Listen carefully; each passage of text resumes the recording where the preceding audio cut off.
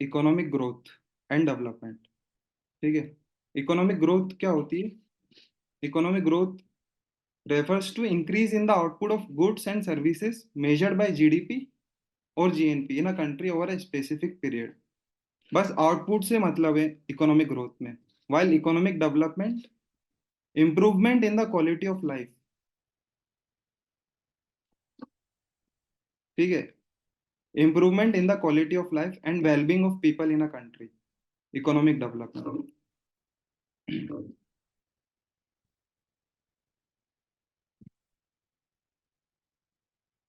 और economic growth में output से रिलेशन होता है।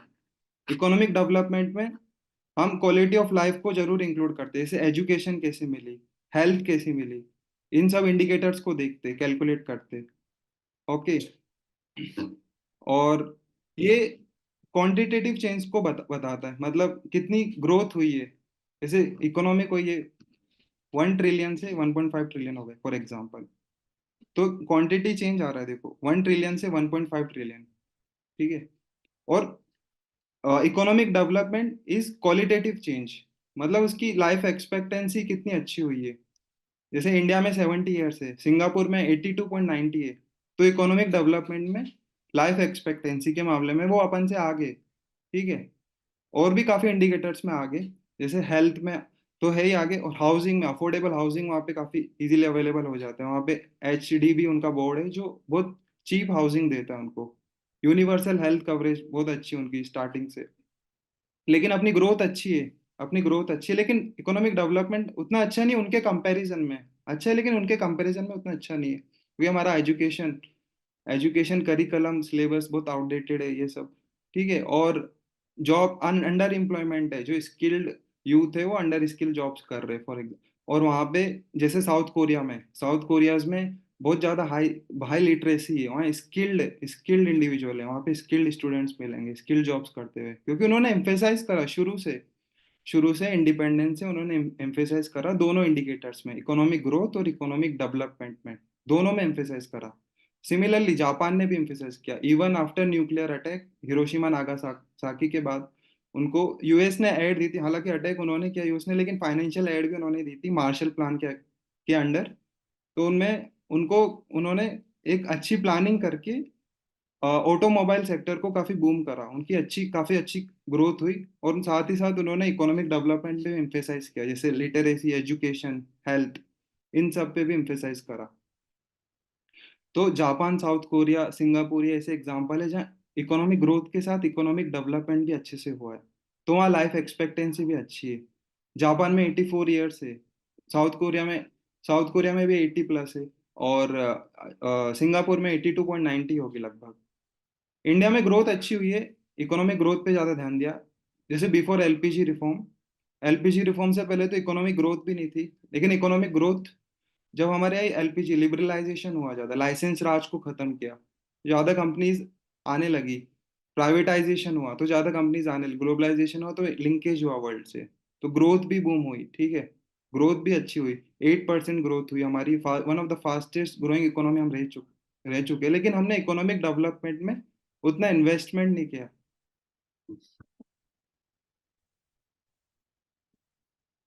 तो इसलिए health indicator, education indicator, housing indicator, इन सब में हम बैकवर्ड है as come with respect to South Korea, Japan.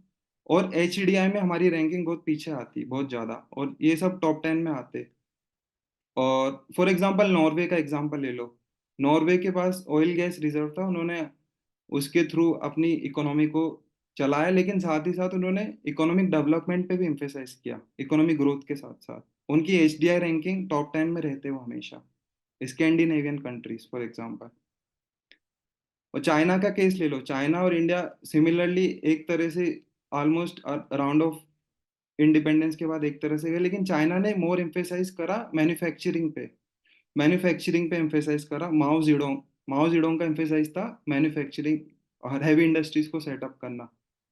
Industry setup करी, मैन्युफैक्चरिंग से उनको बहुत ज़्यादा ग्रोथ हुआ, डबल डिजिट ग्रोथ किया उन्होंने 10 साल तक, उनको ग्रोथ हुआ, लेकिन उन्होंने इकोनॉमिक डेवलपमेंट पे ध्यान दिया। हालांकि उनके west west part of China वो काफ़ी अंडर डेवलप है, इकोनॉमिक डेवलपमेंट वहाँ पे वीक है। वेस्ट साइड ऑफ चाइना है ना, वहाँ पे काफ़ी वीक है, लेकिन अदर बहुत बहुत ज़्यादा अच्छा इकोनॉमिक ग्रोथ और डेवलपमेंट हो चुका है। लेकिन सबसे best case scenario south Korea, Singapore, Japan, अगर एग्जाम्पल और केस स्टडी कोट करनी हो तो एग्जाम में ये रहेगा, स्कैंडिनेवियन कंट्रीज, इन सब का बेस्ट केस रहेगा। और इंडिया का तो ग्रोथ ही नहीं था 91 से और 90 से पहले, क्योंकि इंडिया एकदम बंद हो चुका था, मतलब किसी को अलाउ नहीं करता था इन्वेस्टमेंट, नो एफडीआई नथिंग। तो एलपीजी रिफॉर्म, और एलपीजी रिफॉर्म क्यों हुआ, ऐसी सिचुएशन क्या आ गई 1990 92 के बीच अपने फॉरेक्स रिजर्व डिप्लीट होने लगे। अब फॉरेक्स रिजर्व की इंपॉर्टेंस क्या होती है, अगर फॉरेक्स रिजर्व नहीं होगा तो हम इंपोर्ट को पेमेंट नहीं कर पाएंगे, इंपोर्ट को पेमेंट नहीं कर पाएंगे तो जो रॉ मटेरियल यूज होगा कोई भी प्रोडक्शन करने में, वो नहीं हो पाएगा, और जब वो नहीं होगा तो प्रोड्यूस नहीं होगा तो उसकी डिमांड बढ़ेगी, क्योंकि उसकी सप्लाई कम है तो इन्फ्लेशन होगा। इन्फ्लेशन से बचने के लिए इंडिया ने लोन लिया आईएमएफ से, और आईएमएफ ने कंडीशन इम्पोज करी कि तुम्हें थोड़ा लिबरल होना होगा, एलपीजी रिफॉर्म करने होंगे, ये बहुत जरूरी हो गया था। और फॉरेक्स एक्वायर करने के लिए इंडिया को एलपीजी रिफॉर्म्स करने भी पड़े, क्योंकि इंपोर्ट को पेमेंट नहीं कर पाएंगे। तो उसके बाद लेकिन इंडिया को काफी एडवांटेज भी हुआ, बहुत ज्यादा ग्रोथ रेट हुई, 8% ग्रोथ रेट हुई, काफी time one of the fastest growing economy में हम रहे। लेकिन हमने इकोनॉमिक डेवलपमेंट को इग्नोर कर दिया, उसको अगर इग्नोर नहीं किया होता तो आज सिमिलरली सिचुएटेड होते चाइना के साथ, मतलब इकोनॉमिक डेवलपमेंट इंडिकेटर्स में होते, क्योंकि हम फिफ्थ लार्जेस्ट इकोनॉमी है, China is the second, China is the second largest economy. We are the fifth largest economy. But in other parameter, for example, health, education, HDI, that is economic development, we are lagging far behind from China, Singapore, Japan, and South Korea and other Scandinavian countries. इसलिए emphasize government initiatives लगती है, सर्व शिक्षा अभियान, Ayushman Bharat scheme, ये सारी schemes लाते, लेकिन ground work उतना हो नहीं पाता, क्योंकि करप्शन बहुत प्रिवलेंट है इंडिया में, रेड टेपिज्म काफी है, ठीक है, ब्यूरोक्रेटिक हर्डल्स काफी काफी है हमारे यहाँ पे, कोई ग्राउंड लेवल पे काम इम्प्लीमेंट नहीं होता, फंड आता है लेकिन ग्राउंड लेवल पे इम्प्रोवाइज नहीं हो पाता, क्योंकि हमारी करप्शन में भी रैंकिंग बहुत पीछे है, ट्रांसपेरेंसी इंटरनेशनल के अकॉर्डिंग करप्शन में हम बहुत बहुत पीछे हैं। मतलब करप्शन में रैंकिंग आएगी तो, लेकिन स्कैंडिनेवियन रैंकिंग कंट्रीज बहुत आगे टॉप 10 में रहती है, इसमें भी कम है वहाँ पे करप्शन। लेकिन जब से डिजिटाइजेशन आया है तब तब से तो थोड़ा मिनिमाइज हुआ, लेकिन फिर भी काफी कुछ करने की जरूरत है, काफी कुछ इम्प्रूवमेंट आया पहले से। तो ये इकोनॉमिक ग्रोथ। और नेक्स्ट, अब हम एक एक पॉइंट देखते हैं, जो डेवलपमेंट होता है, इकोनॉमिक डेवलपमेंट, ये लॉन्ग टर्म होता है, development is a gradual process requiring sustainable changes, while growth is a short term, yearly हम देख सकते हैं। जैसे जैसे एजुकेशन हेल्थ अच्छी करनी है किसी कंट्री की, हम तो 5-10 ईयर्स में देखेंगे, उसने यूनिवर्सल हेल्थ कवरेज इम्प्लीमेंट किया अपनी कंट्री के लिए, कोई गवर्नमेंट ने, तो उसका हम रिजल्ट एटलीस्ट वेट करेंगे 10 ईयर्स के लिए, ये लॉन्ग टर्म नेचर होता है। और इकोनॉमिक ग्रोथ का शॉर्ट टर्म होता है, हम ईयरली कैलकुलेट करते हैं, ठीक है। और डिफरेंसेस देखते हैं, इकोनॉमिक ग्रोथ का स्कोप होता है narrow, focuses on GDP growth only, while economic development का फोकस होता है broad, include social and human progress. Economic growth is quantitative, जैसे 1 ट्रिलियन से 1.5 ट्रिलियन हो गई इकोनॉमी, तो ये क्वांटिटेटिव है, डेटा की बात कर रहे हैं, ये दोनों की बात करता है, both quantity and quality, HDI and Ginni index. अब गिन्नी इंडेक्स क्या होता है, ये मेजर करता है इनकम इनइक्वेलिटी कितनी है, Gini index measures the income inequality. For example, अगर गिन्नी इंडेक्स जीरो है तो इनकम इनइक्वेलिटी जीरो है, in other words perfect equality, ये आइडियल सिचुएशन है। परफेक्ट इक्वेलिटी मतलब सबके पास बराबर पैसा बटा हुआ है ऑलमोस्ट। और गिन्नी इंडेक्स 1 है, Gini index 1 is the worst situation, मतलब एक ही इंसान के पास सारा का सारा मोस्ट ऑफ द पैसा उसी के पास है, ये worst case scenario Gini index 1, ठीक है। तो Gini index zero, tending toward zero, zero होना तो बहुत इम्पॉसिबल है, tending toward zero is the best case of scenario for any economic, for any economy, for economic development also, ठीक है। ये सबसे बेस्ट केस सिनारियो होता है। और इकोनॉमिक ग्रोथ क्वांटिटेटिव होती है, measure by GDP and GNP. GDP और जीएनपी में फर्क क्या होता है, GDP is the production of goods and services within the territory of a country, a region, while GNP is the goods और services produced by a country citizen. Citizen को देखते regardless of his situation, is location in any part of the world. For example, एक Indian citizen काम कर रहा है US में, तो उसको जीएनपी में काउंट करेंगे, क्योंकि जीएनपी की डेफिनेशन है, हम किसी कंट्री के सिटीजन को देख के कैलकुलेट करते हैं पूरी ग्रोस प्रोडक्शन, जो भी गुड्स एंड सर्विस का प्रोडक्शन हुआ, वाइल जीडीपी में जो टेरिटरी के अंडर सिचुएटेड है, इंडिया की टेरिटरी में, चाहे कोई भी हो, चाहे फॉरेनर हो या इंडियन हो, सबको कैलकुलेट करा जाता है। लेकिन जीएनपी में हम सिटीजन को देखेंगे। फॉर एग्जाम्पल, अगर कोई फॉरेनर काम कर रहा है with in territory of India, तो उसकी इनकम, गुड्स और सर्विसेज को हम एक्सक्लूड करेंगे, क्योंकि जीएनपी की डेफिनेशन बोलती है कि we will include the country's citizens goods and services produce by him और her, but we will exclude the goods और सर्विसेज प्रोड्यूस बाय आउटसाइडर और फॉरेनर। तो जीडीपी जीएनपी में हम रिलेशन ऐसे कर सकते हैं, GNP is equal to GDP plus income from generated by citizen of India minus income generated by foreigner. आगे वो डिटेल में एनालाइज करेंगे इसको बाद में। टाइम फ्रेम इकोनॉमिक ग्रोथ का शॉर्ट टू मीडियम टर्म होता है। इकोनॉमिक डेवलपमेंट का टाइम फ्रेम लॉन्ग टर्म होता है, और ये सस्टेनेबल होता है। सस्टेनेबल क्यों होता है, ऐसा क्यों बोला? हेल्थ अच्छी है, एजुकेशन अच्छा है, हेल्थ और एजुकेशन अच्छा दोगे तो वो इंसान कुछ भी कर सकता है कभी भी। सस्टेनेबल, अपने पैरों पे खड़ा हो सकता है, सस्टेनेबल होता है, ठीक है। इसलिए इकोनॉमिक डेवलपमेंट एक रिलायबल इंडिकेटर है रादर की इकोनॉमिक ग्रोथ। इकोनॉमिक ग्रोथ का होना नेसेसरीली ये इंप्लाई नहीं करेगा कि इकोनॉमिक डेवलपमेंट हो रही है। For example India, for example China का west part of China is the classic example. जरूरी इंप्लाई नहीं करेगा कि इकोनॉमिक ग्रोथ हो रही है तो इकोनॉमिक डेवलपमेंट होगा ही होगा, ऐसा कोई जरूरी नहीं है।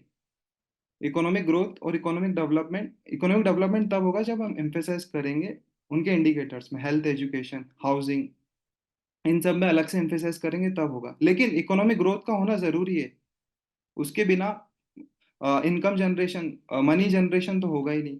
उसके बिना मनी, गवर्नमेंट के पास पैसा नहीं आएगा तो वो कैसे इन्वेस्ट करेगी हेल्थ और एजुकेशन पे? इम्पॉसिबल है। इसलिए economic growth is a necessary condition but not the sufficient condition for economic development. इसलिए इकोनॉमिक ग्रोथ का होना तो जरूरी जरूरी है, लेकिन सफिशिएंट नहीं है। It does not necessary implies that economic development will happen for sure. It doesn't imply this. Therefore, economic growth is a necessary condition but not the sufficient condition for economic development. Economic growth focus on output and production.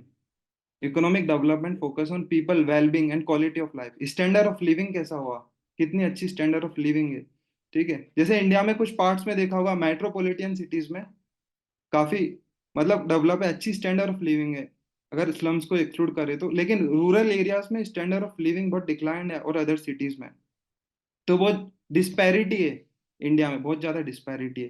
For example waste part of China भी ऐसा ही under develop है, वहाँ economic growth ज्यादा है, लेकिन वहाँ पे वो उनकी इनकम काफी कम है, स्टैंडर्ड ऑफ लिविंग काफी कम है वहाँ पे, ठीक है। एग्जाम्पल क्या इकोनॉमिक ग्रोथ का? Building more factories. Example of economic development providing universal health care, ठीक है। ये एग्जाम्पल हो गया। जैसे नेशनल हेल्थ पॉलिसी हो गई, आयुष्मान भारत स्कीम। आयुष्मान भारत स्कीम का टारगेट ये है कि यूनिवर्सल हेल्थ केयर, यूएचसी को अचीव करो, ठीक है। नेक्स्ट नेक्स्ट हम क्वेश्चन प्रैक्टिस करते। Which of the following indicators is use to measure economic development?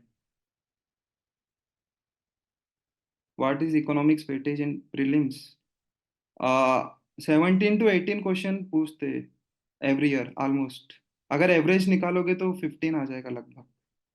कभी 20 भी पूछ लेते, 20 भी पूछ लेते। और बहुत इंपॉर्टेंट है ये, बहुत हाईली स्कोरिंग है। इकोनॉमिक्स 20 क्वेश्चन, और इंडियन पॉलिटी से 15, 12, कभी 20, बहुत वेरी करता है, लेकिन मोर देन 10 क्वेश्चंस तो रहते हैं इंडियन पॉलिटी से।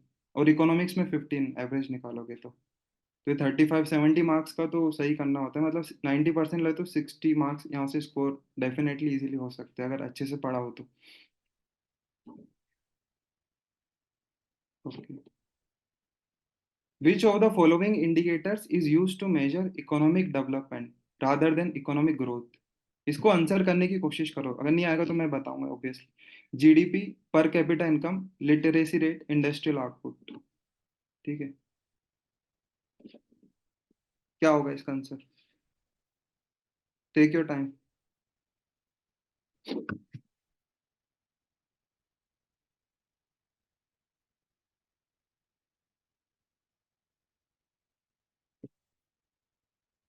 हाँ, लिटरेसी रेट सही है रोशन। ज्यादा पर कैपिटा इनकम कैसे होगा? ये तो पर कैपिटा इनकम तो क्वांटिटी बताएगा ना। और इकोनॉमिक डेवलपमेंट क्वालिटेटिव और क्वांटिटी इन दोनों की बात करता है। और लिटरेसी रेट कैलकुलेटेड नहीं होती।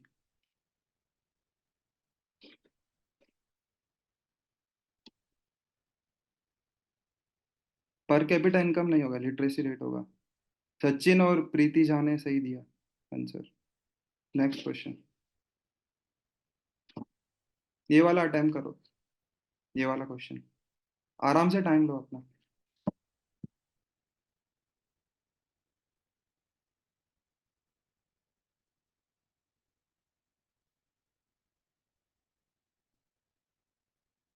Consider the following statements. Economic growth always leads to economic development. Economic development includes qualitative improvement such as healthcare and education. Economic growth is a necessary but not sufficient. ये तो मैंने अभी बताया था। Economic growth is a necessary but not sufficient condition for economic growth. हाँ सही है। सचिन और प्रीतिशा, वेरी गुड। और ये देखो कितना एक्सट्रीम स्टेटमेंट है, ऑलवेज। ये इनकरेक्ट होगा। आंसर तो ऐसे निकल जाएगा वैसे। ये गलत, ये रॉन्ग हो गया। तो ये आंसर आ गया हमारा। लेकिन फिर भी आंसर आने के बाद भी एक बार चेक कर लेना चाहिए। Economic development include qualitative improvement such as health care and education. Economic growth is a necessary but not sufficient condition. ये होना जरूरी है क्योंकि इससे इनकम आएगा, और जो इनकम आएगा वो मैं इन्वेस्ट कर सकता हूँ एजुकेशन में, हेल्थ केयर में। But not sufficient condition because economic growth, अगर मान लो गवर्नमेंट के पास पैसा आया भी, उन्होंने इन्वेस्ट ही नहीं किया, ठीक है, वो उनकी चॉइस भी होती है, तो इकोनॉमिक डेवलपमेंट हो ही नहीं पाएगा। नेक्स्ट क्वेश्चन अटेम्प्ट करो। Which of the following is not a characteristics of economic growth? आराम से टाइम लेके करो अपना, अटेम्प्ट करो।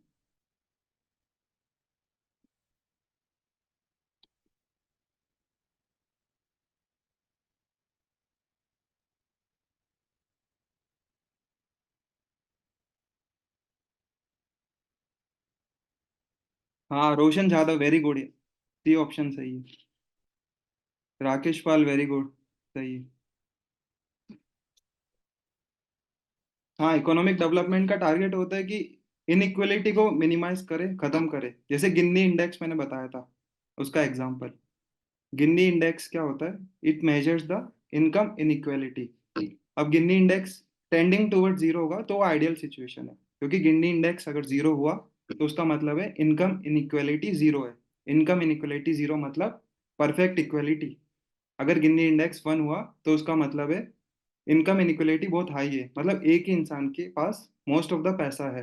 वो बहुत वर्स्ट केस ऑफ सिनारियो है, किसी के लिए अच्छा नहीं है। मतलब एक इंजॉय करेगा, बाकी सब सफर, ऐसा।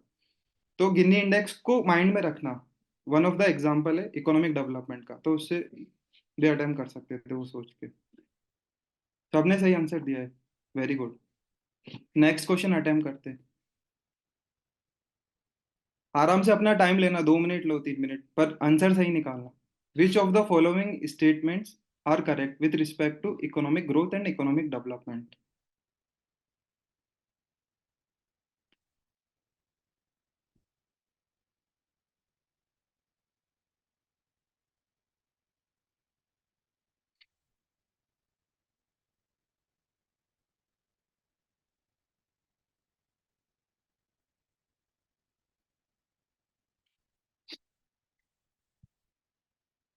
Economic growth refers to the increase in country's output of goods and services measured by GDP. B. Economic development is broader concept that include economic growth along with improvement in standard of living, education, and healthcare. C. Economic growth and economic development are two terms that can be interchangeably without any difference. Economic development is solely concerned with the increase in GDP per capita. हाँ, सबका सही है, very good. देखो यहाँ पे है ना, answer तो आपने निकाल लिया होगा ए और बी पढ़ के, लेकिन देखो ये कितना extreme, without any difference. Prelims में अगर ऐसे एक्सट्रीमिटी का इन्फ्लुएंस भी आ जाए ना, और मान लो तुम्हें आ नहीं रहा हो तो उसको 90 और अटेम्प्ट करने की इच्छा हो तो जो एक्सट्रीम है, एक्सट्रीम स्टेटमेंट, उसको कट कर देना। वो जैसे सोलली, सोलली मतलब ओनली, ओनली एडवर्ब है, एडवर्ब एडजेक्टिव ऐसे आ जाते हो, रट लो। जैसे ओनली हो गया, ऑलवेज हो गया, सोलली हो गया। जब क्वेश्चन का कोई आइडिया भी ना हो, कुछ भी पूछता है यूपीएससी कभी कभी कुछ क्वेश्चन, तो सीधा बच्चे क्या करते, 10 क्वेश्चन ऐसे ही अटेम्प्ट करते, एक्सट्रीम ऑप्शन देख, एक स्टेटमेंट देखते, उसको इनकरेक्ट मार्क करते। तो सी और डी तो हो नहीं सकता। तो ये गया, ये गया, ये आंसर आ गया ऐसा। मान लो अगर मेरे को बिना नॉलेज के अटेम्प्ट करना होता है, तो नॉलेज से हुआ, बिना नॉलेज के करना होता तो मान लो कुछ क्योंकि यूपीएससी कुछ क्वेश्चन ऐसे डालती कभी कभी कुछ आइडिया नहीं होता, तो उस केस में हम पहले तो नॉलेज लगाएंगे, नॉलेज नहीं लगी तो कोई बात नहीं, फिर हम थोड़ा स्टेटमेंट की देखेंगे कितना एक्सट्रीम है, क्योंकि कोई भी चीज एक्सट्रीम नहीं होती कभी भी, बहुत मुश्किल है कभी। और हाँ, एक्सट्रीम स्टेटमेंट भी सही होते हैं, जैसे इंडियन पॉलिटिक्स में मोस्टली सही होते हैं। जैसे लक्ष्मीकांत पढ़ के जाओगे ना, अच्छे से पढ़ के जाना, पार्ट कौन सा पार्ट का है, कौन सा आर्टिकल नंबर है। और कभी कभी जैसे 5 क्वेश्चन में लगाए ना ऐसा, 3 में सही हो जाएगा, 1 2 में गलत भी हो सकता है, एक्सट्रीम स्टेटमेंट को गलत भी क्या वो सही भी निकलेगा, लेकिन ओवरऑल एडवांटेज हो जाएगा, ओवरऑल एडवांटेज हो जाएगा। और उन क्वेश्चन में लगाना जिनमें बिल्कुल आइडिया नहीं हो, जिनमें बिल्कुल भी आइडिया नहीं, उनमें ही लगाना है ऐसा एक्सट्रीम स्टेटमेंट को कट करने का। और भी तरीके होते हैं, ओड इवन चीजें मैं बाद में बताऊंगा, वो जब कोई भी क्वेश्चन नहीं आया तो कैसे अटेम्प्ट कर सकते हैं, ओड इवन लगा दिया, जैसे 4 का 2 5 का 3 ऐसे भी करते हैं, वो मैं बाद में बताऊंगा। अभी तो अपन करते हैं।